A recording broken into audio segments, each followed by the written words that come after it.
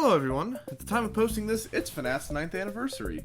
In order to celebrate the occasion this year, I thought I would do a theory video explaining my take on the new storyline of Five Nights at Freddy's that has been occurring throughout the games and the books. I think that the FNAF Ruin DLC, which was really good by the way, has given us more theory material to work with than people initially thought. I know there have been a lot of complaints that Ruin didn't give us any answers, but that's simply not true. So I figured I would take a look through the information from the recent games, the new DLC, and the books to give us a base timeline to work with before heading into FNAF Help Wanted 2 and the FNAF movie.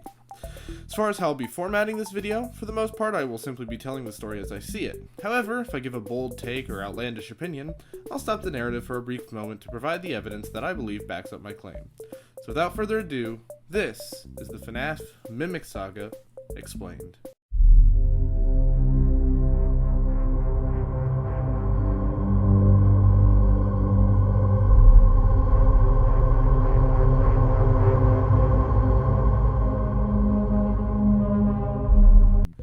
Now before I go any further, I'm going to explain that I believe that Tales from the Pizzaplex books are 100% canon to the story of the games, taking place in the exact same universe.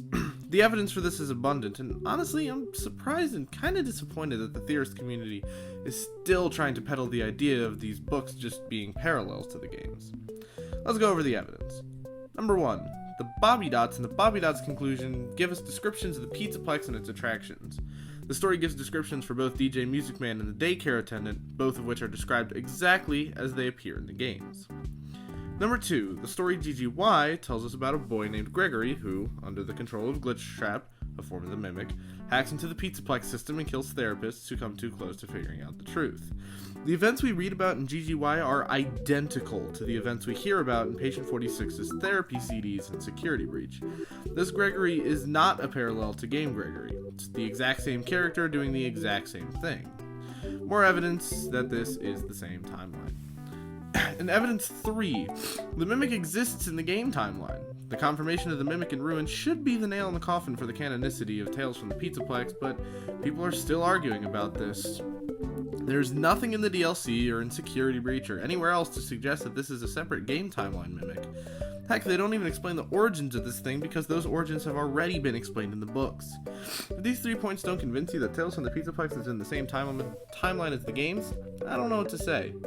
Anyway, now that you've heard my stance on this matter, we can go ahead and begin on the actual timeline.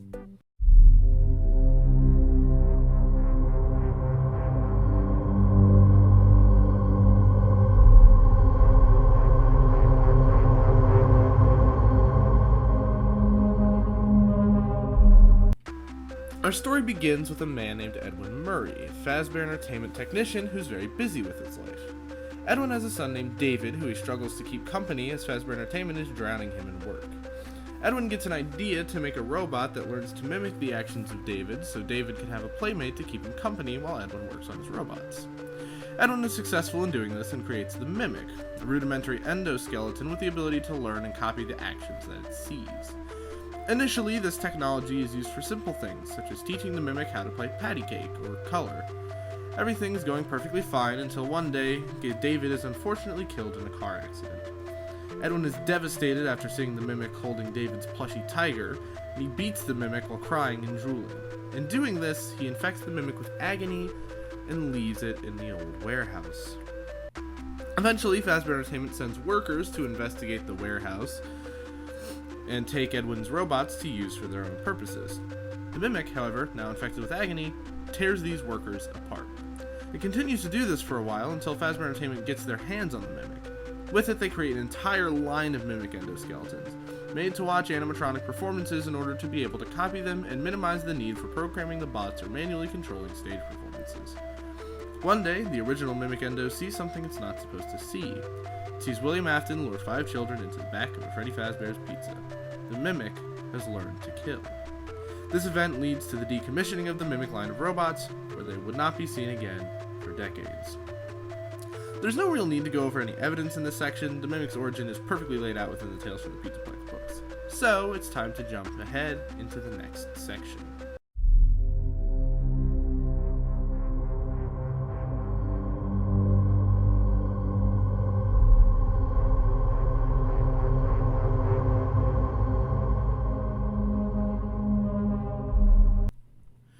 Years and years later, after the FNAF 6 fire, a group of construction workers for Fazbear Entertainment go to Freddy Fazbear's Pizza Place in order to clean up the location and prepare for the construction of the pizzaplex. They find the original Mimic endoskeleton and activate it. They then show the Mimic how to dismantle the endoskeletons that are lying around and put them into a pile. At first, the Mimic does this task flawlessly.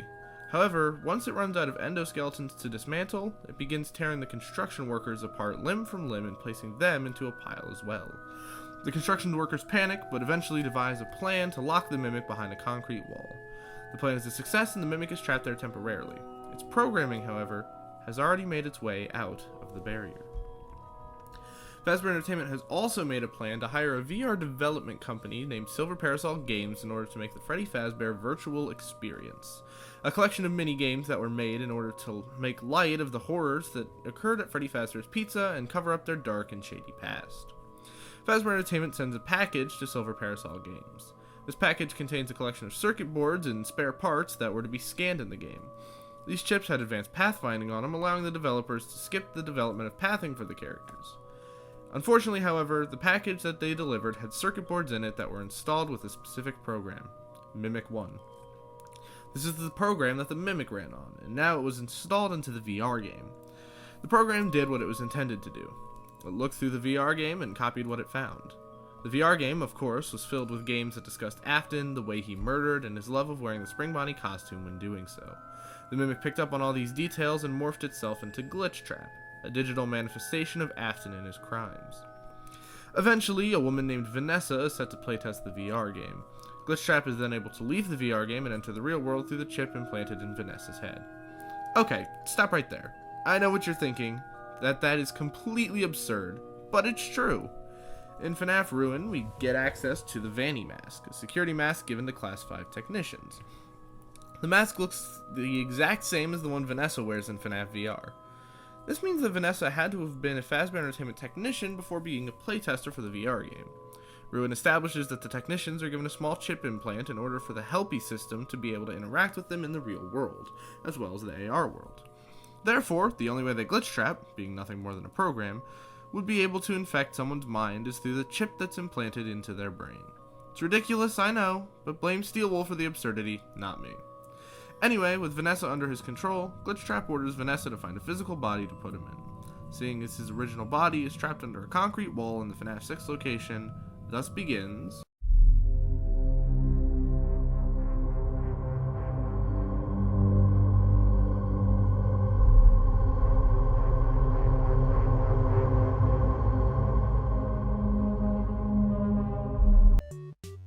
We now must take a detour to discuss the origins of a boy named Gregory.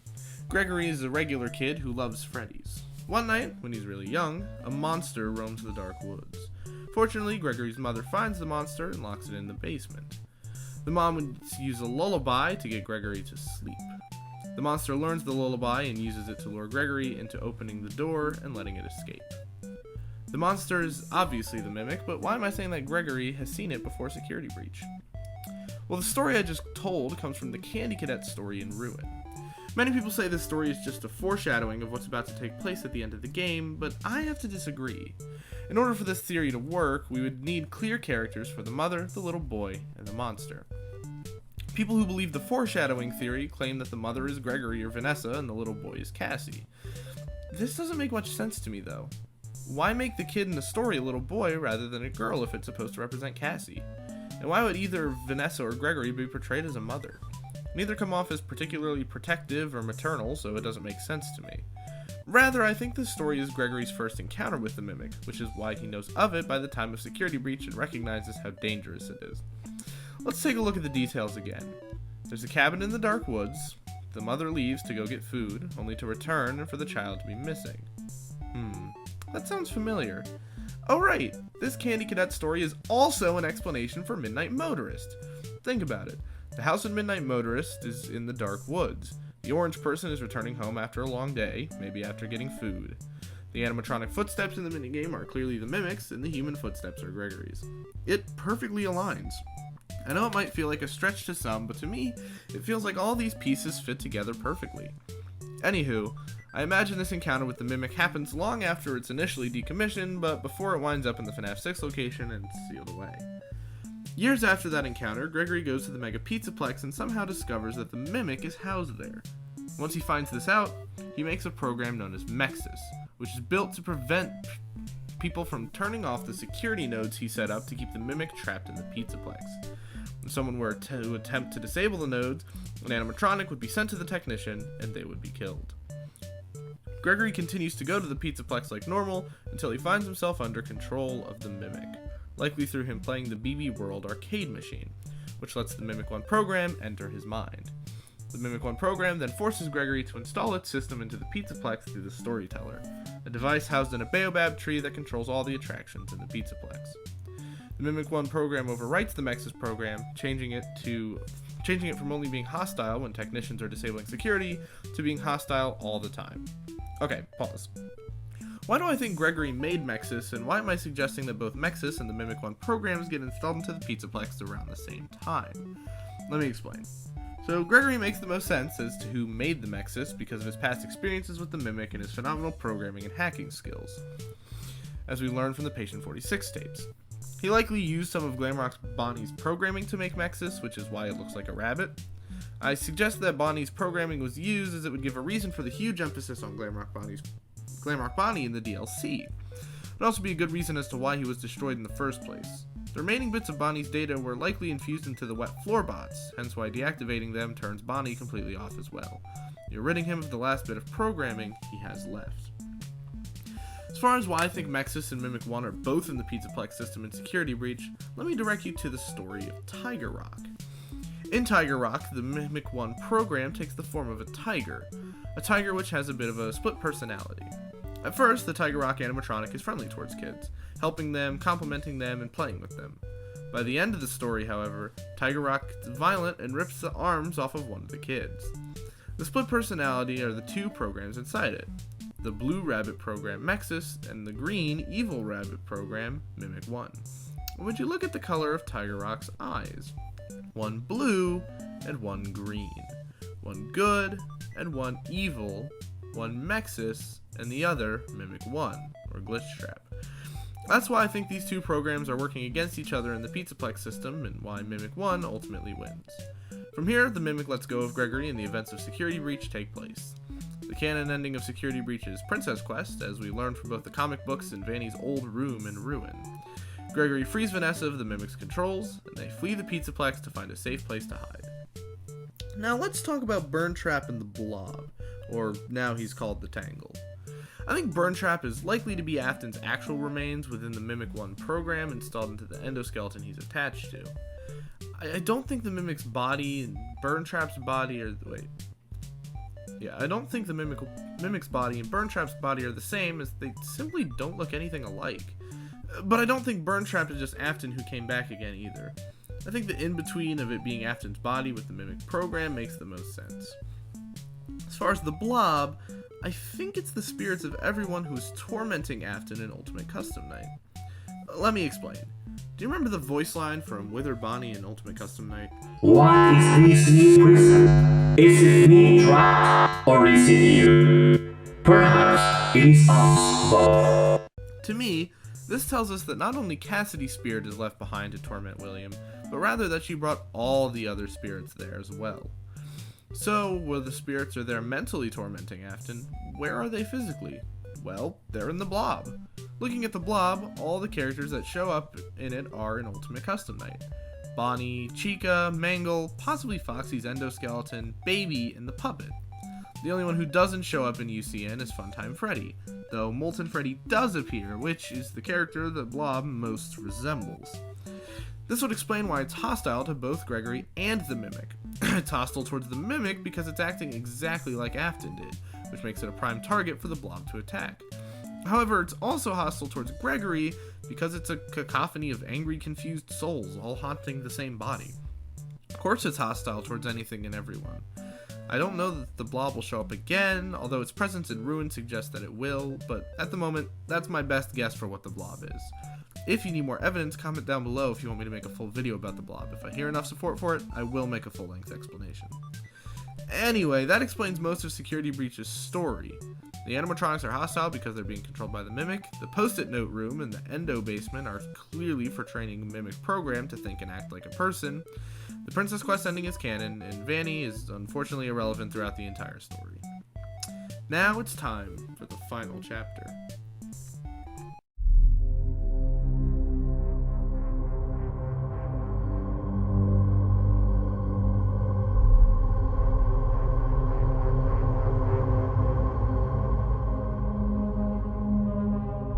Part is rather self-explanatory since most of the evidence Ruin gave us was used to explain the occurrences of past games rather than the events of the current one.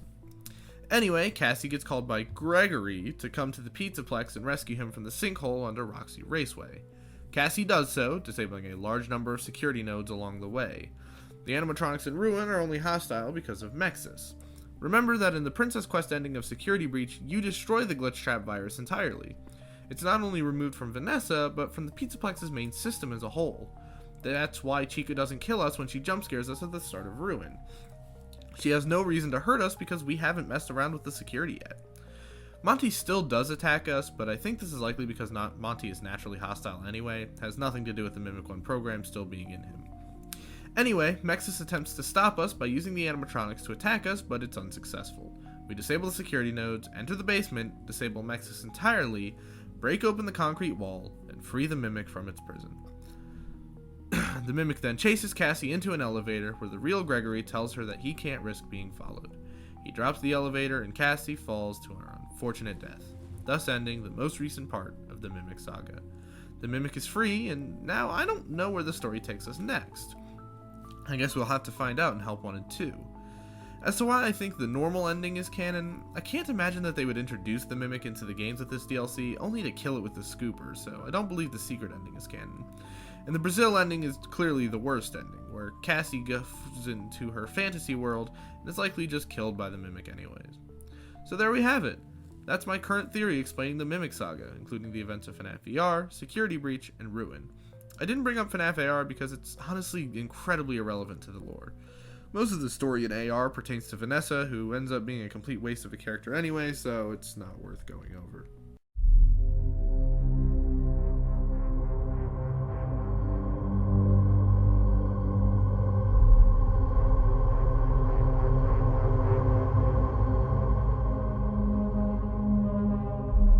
Alright, let me go over a few loose ends before I wrap up the video. Number 1, nobody in Security Breach is a robot. Gregory's not a robot, Cassie's not a robot, and Vanessa's not a robot. There simply isn't sufficient evidence suggesting that any of these characters are even remotely synthetic. They're all 100% real human beings. Next point, Princess Quest. I really do think Princess Quest is nothing more than a retelling of how Vanessa got herself controlled by the Mimic. I know the princess's name was Cassidy in the files before they changed it, but I think that was a genuine mistake and not actually meant to be Cassidy. The princess being Cassidy makes little to no sense anyway. The items we pick up in that game are the Vanny mask and Glitch Trap plushie. These items have nothing to do with Cassidy. I could totally see an argument for Princess Quest being a retelling of Ruin, seeing as Princess Quest 3 has you pick up a mask, then go to a conveyor area with Chica in it, and finally unlock the door leading to the Mimic. But neither of the two possible explanations accounts for Cassidy.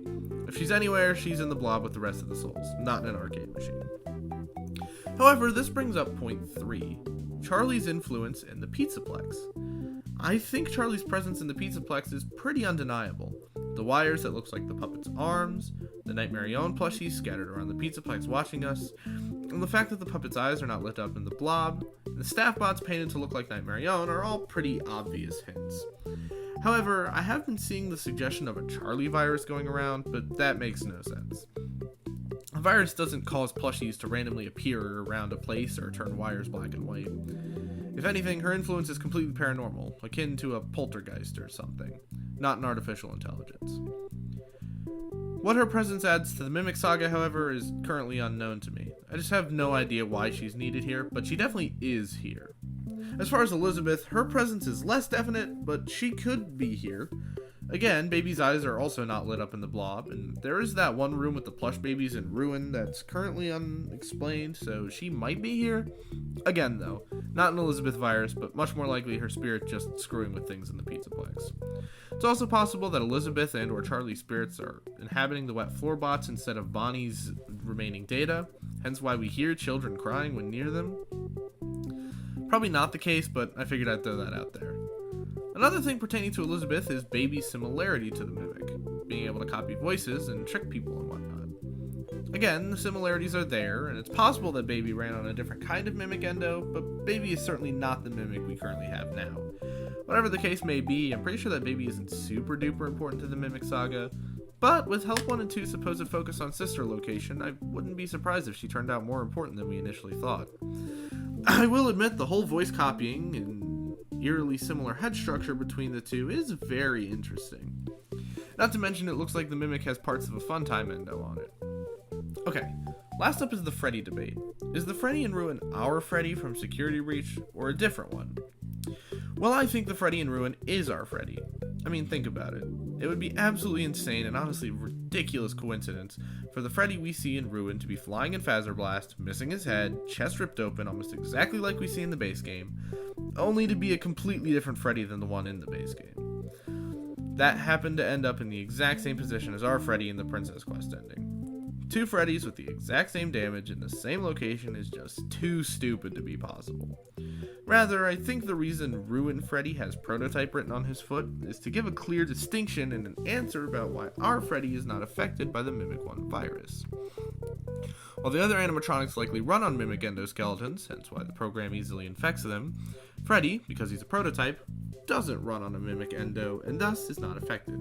It's a simple explanation to why Freddy is so different in Security Breach. As far as why he's hostile in Ruin, that's because Mexus is controlling him as he is all the other animatronics in that game. So that's all the loose threads I can think of, but if you guys have any more, leave a comment and I'll address them in a follow-up. Well, I really hope you guys enjoyed this video of mine. Once again, happy 9th anniversary to Five Nights at Freddy's. I'm excited for the FNAF movie and Help 1 and 2 later this year. If you guys want to see me do more theories on this channel, let me know in the comment section down below, and if I get enough support, I'll 100% do more. Anyway, thank you for watching, and I will see you guys next time. Peace out. Bye.